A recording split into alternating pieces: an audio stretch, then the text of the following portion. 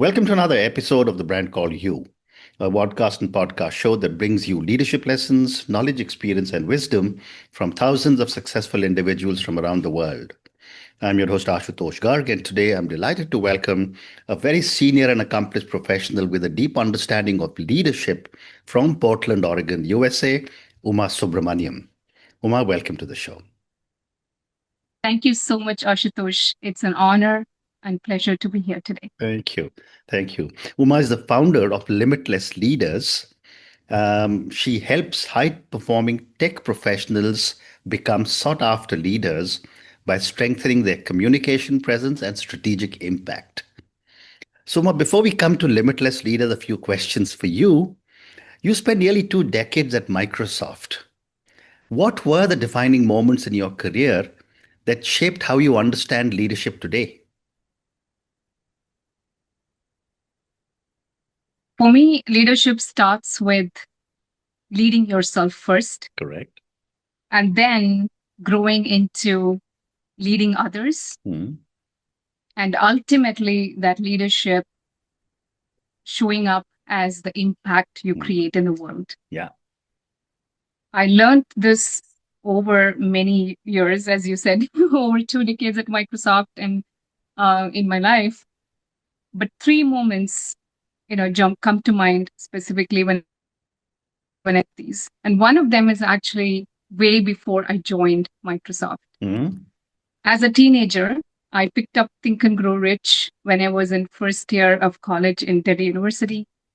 That book just flipped a switch within me. I realized that I don't have to wait for someone to hand me roles, opportunities, situations. I realized that I could craft big, bold vision and leveraging my mindset and taking massive action, I can achieve anything that I want. So that was my first leadership lesson, although I definitely would not have correlated that with leadership at that point.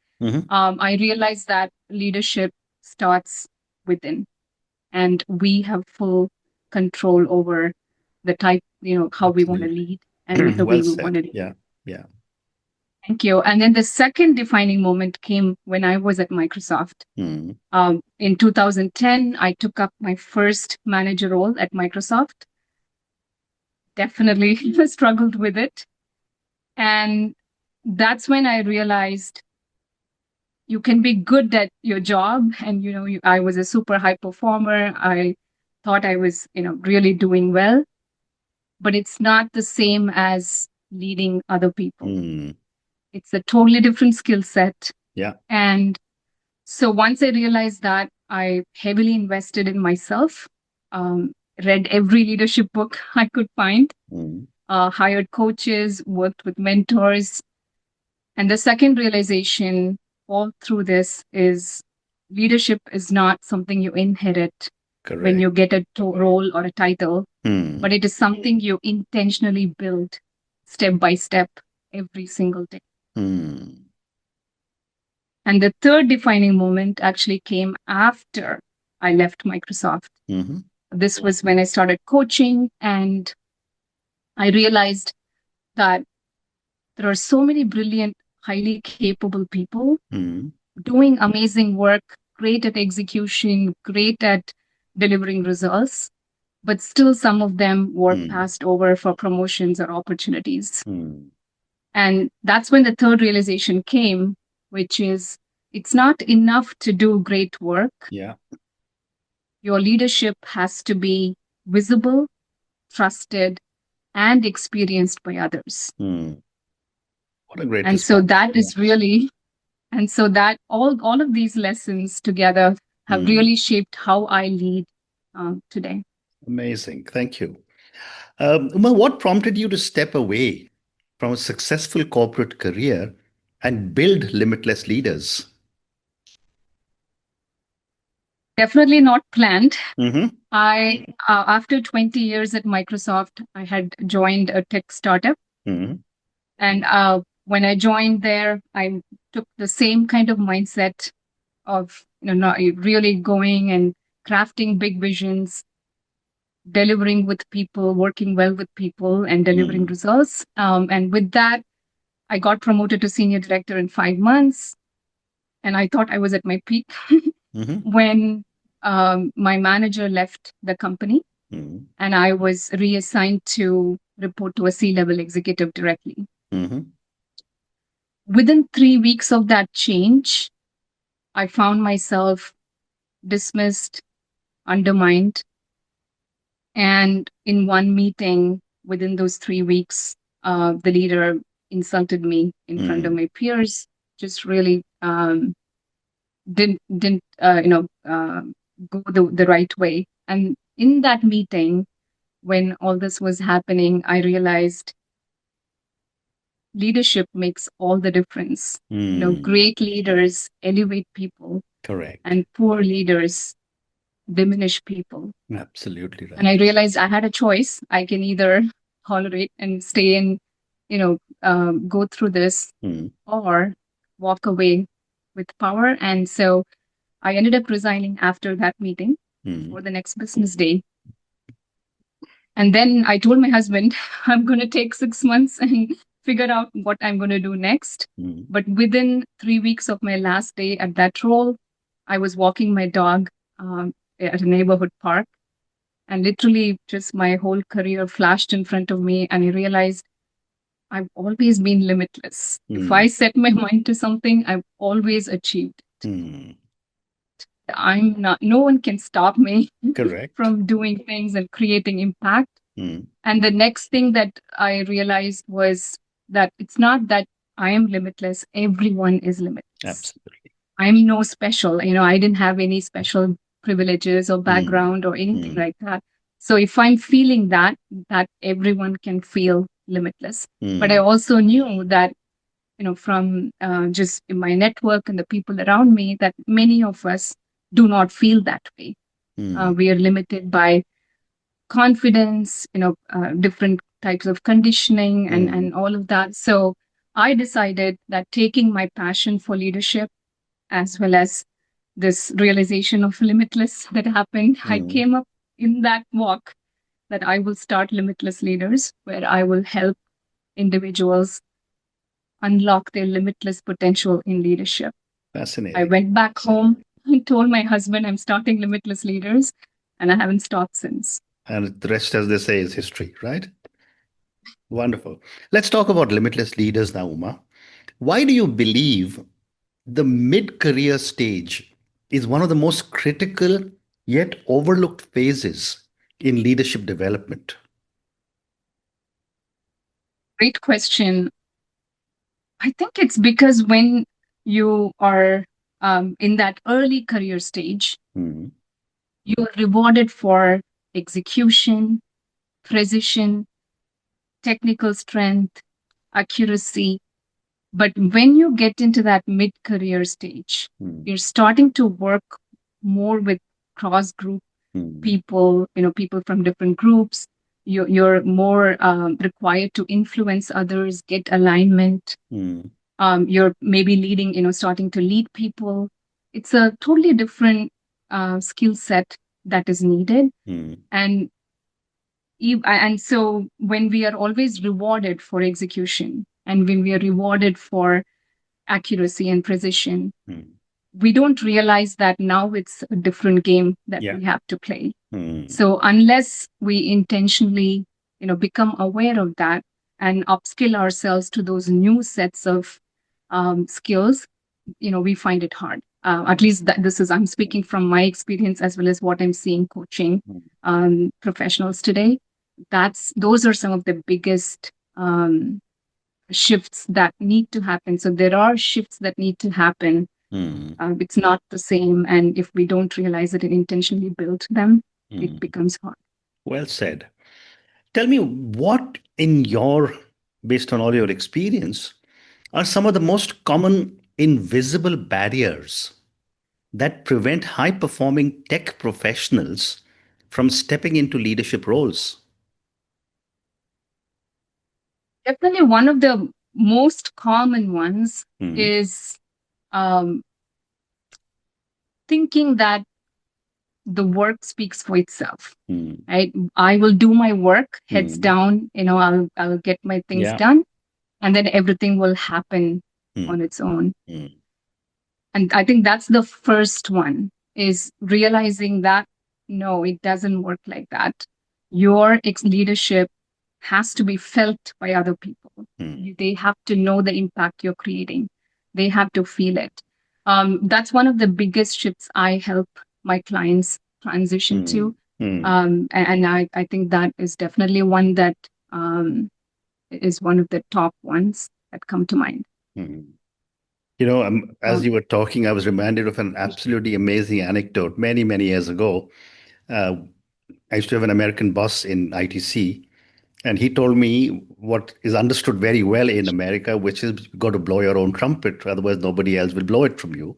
And I wrote in one of my books that later on I realized that there's a second line to it. Don't blow your own trumpet, otherwise no one will hear it, but don't blow it so hard that it starts to hurt people's ears. So I think what you're telling that's true. me makes a lot of sense. Thank you. My next Mhm. question for you, Uma, is how can leaders reframe imposter syndrome into a source of growth rather than fear? So, imposter syndrome, Ashutosh, to me is not a sign of failure or Absolutely. worry. I agree. Yeah, for me, it is a signal that you're stepping into something bigger. You're Correct. stepping into something new, a Mm. bigger role, bigger room. And so, just that awareness. Sometimes I find myself, Mm. when yeah, last year I decided to write a book.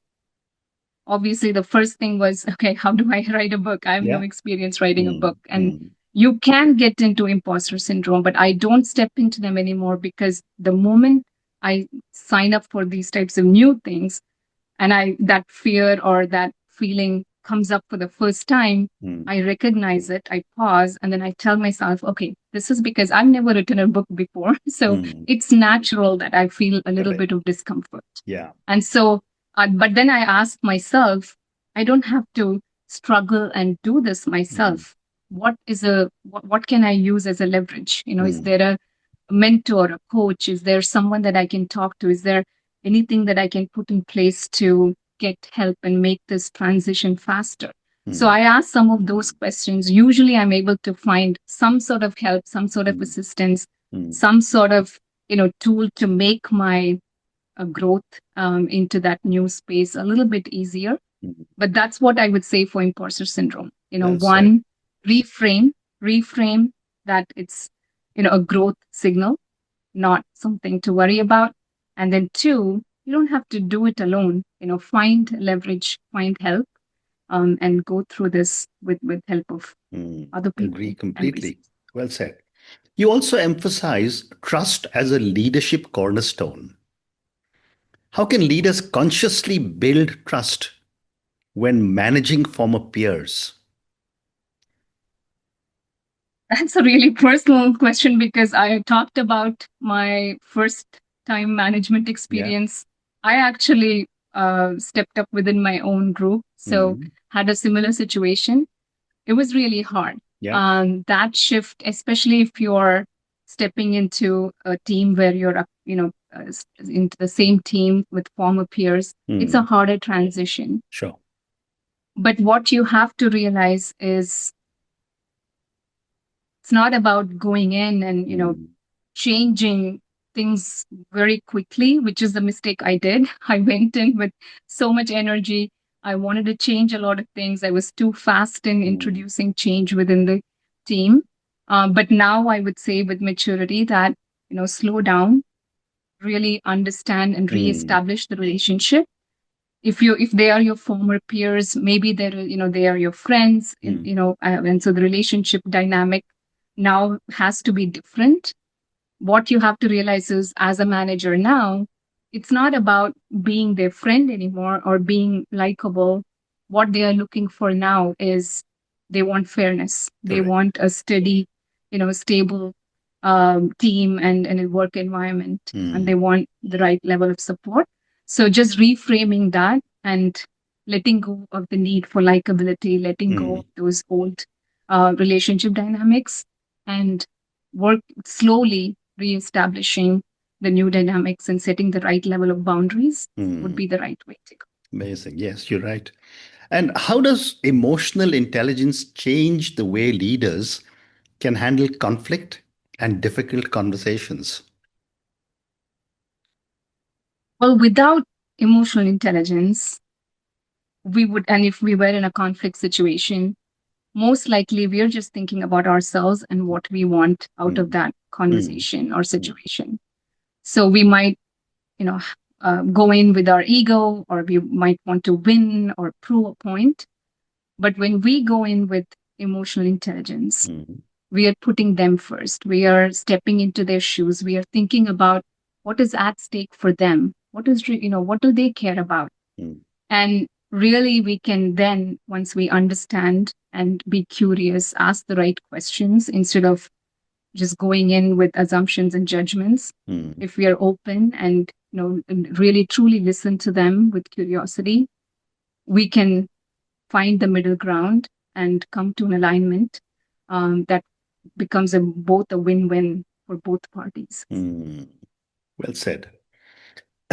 Uma, my next question is that why is communication often the biggest blind spot for technically brilliant leaders? I think I will refer back to what I said, when we talked about the mid-career shift. It's very similar to that. I think when we are very technical, we focus on accuracy and precision. But when we rise into leadership roles, it's not so much about being correct anymore. Your role changes from being correct in front of your teams and peers Mm, to really making them understand your vision and influencing them, bringing alignment. So again, it's the same shift. But that's why it's hard, because we are wired, by the time we reach that level, for years we've been rewarded for mm, being technically brilliant, for being, the person that has all the answers and the data. And now it's the shift is towards influence and getting alignment and getting mm, buy-in and moving people through words and communication. So that is, I think, where the biggest shift and the struggle stems mm, from. Amazing. Why is burnout so common among emerging leaders in tech, even those who love their work? Um, One of the stories that comes to mind for me is I was one day working on a Saturday. This was many years ago when I was at Microsoft, and my daughter at that time, maybe she was 7 years old. She came and told me, "Mom, I'll give you $20 if you would put the laptop away and Correct. come spend time with Yeah. me." Mm, So I get it. We when we love the work, we just don't realize how much time we end up spending in work and and different things. And many of us have families, we have other responsibilities. So I think if we do, if and I think the biggest reason is we are not taught the tools, and the way to think has to shift as mm, our responsibilities rise.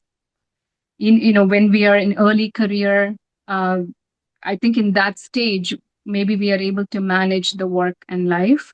But as we, are raising our family, we have work and responsibilities, we're taking bigger and bigger roles at work. mm, mm, Um, Everything is increasing. And when that happens, we have to learn to prioritize better. We have to mm, learn to plan better and really, focus on the things that truly need our attention, truly need to be executed and delivered upon, and the ones that do not need, we mm, also need to have the awareness to say, what can I say no to, what mm. can I delegate or outsource. Yeah. So there's a different type of thinking that needs to happen at Mm, that stage. And since those types of things are not necessarily taught, as our responsibilities increase, we are not necessarily taught these tools and resources and different ways of thinking. And I think that's where the gap starts to come, and then people fall into burnout, even though they love the work. Wow. I have time for two or three more questions. How does Mhm. coaching accelerate leadership growth compared to learning purely through experience? And I know you're a coach as well.